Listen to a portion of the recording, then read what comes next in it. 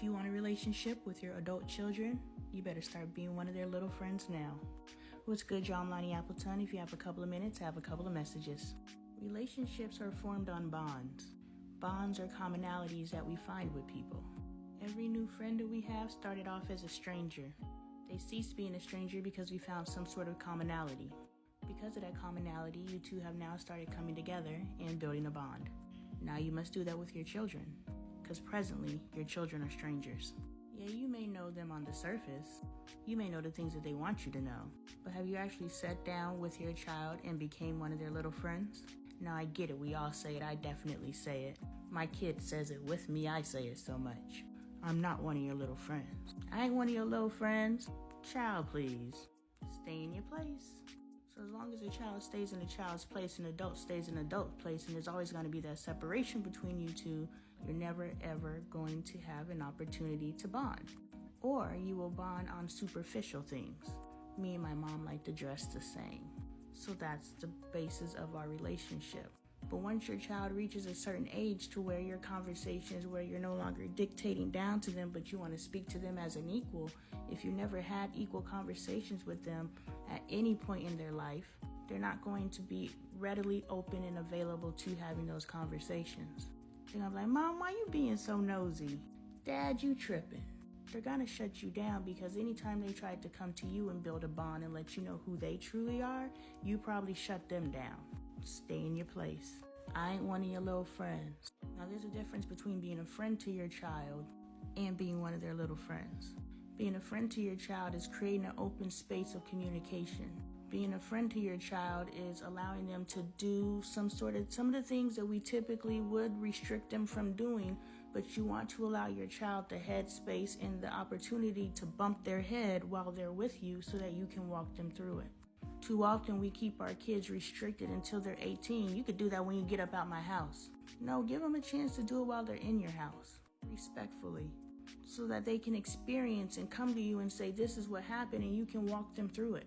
You can share your experiences. I had a friend tell me that her parents presented a facade for her.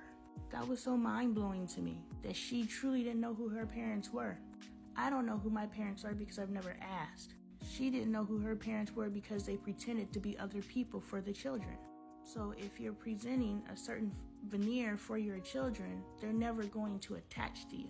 They're going to stay in a kid's place. And then when they become adults and you feel like you two are now on equal ground, they heard that you're not one of their little friends so many times in their life, they're really not interested in being one of your little friends. So start building now. Let's address this statement right here. What's good, y'all? I'm Lonnie Appleton. If you have a couple of minutes, I have a couple of messages. I want to address why would it be my oldest daughter's responsibility to adjust her behavior so that the youngest daughter feels comfortable. I'm speaking in relation to my family, but as always, anything I say, please take what applies to you and let the other stuff into the ether. The other day, I come in from the garage and my two girls are going back and forth. Unlike their arguments in the past or their back and forth in the past, nobody's yelling. My teen is maintaining her regular octave. My 10-year-old, on the other hand, is in distress. And she's the reason why I came in the house, because I could hear her. I come into the kitchen and they're arguing. My 10-year-old has tears pouring down her face and she's distraught. It is my job as the adult to assess the situation and get a hold of it. I say, you guys need to stop this conversation. In response, my daughter, my 17-year-old, tells me, Mom, I don't like it when you tell us to stop having our conversations. I said, I am going to stop it. I'm sorry that you don't. I ain't gonna act like I'm perfect. I said, well, I don't care. I don't care if you don't like when I stop a conversation, but when I see my child in distress, I'm going to stop it. And she was like, I'm completely normal. There's nothing going on with me. I said, you're not the one that's in distress. Look at your sister. This conversation, which is a completely normal conversation for you to have, has sent my other child into distress where she is having a breakdown behind it. And then my teenager looked at her sister and she's like, oh, I understand what you're saying.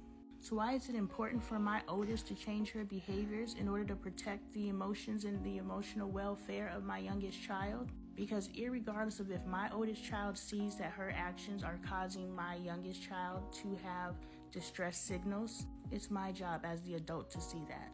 It's my job to protect my child. And if I had a 17-year-old kid on the street making my 10-year-old cry like that, I think that you would probably understand how it's important for me as the adult to get in between that and say, hey, 17-year-old, change your behavior towards this 10-year-old. But for some reason, because it's happening inside of our houses, we don't understand that we need to protect our children from each other. That we need to correct and direct and redirect our children and make sure they are treating each other in a way that is healthy for everyone to nurture and mature. We let so much stuff fly and so much stuff slide inside of our houses. We don't even understand the torture chamber that some of our kids are experiencing just by being in our home. And our parents thinking, why do our children have to change their behavior to protect the other child?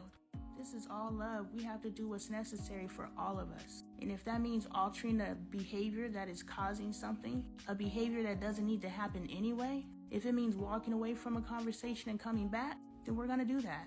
I did that, I did that, I did that, I did that, I did that, I did that, I did that. I was editing a video and I heard this. 726. I never looked at angel numbers before, but something told me to look this. Number up. I've been experiencing what I identify as a spiritual evolution.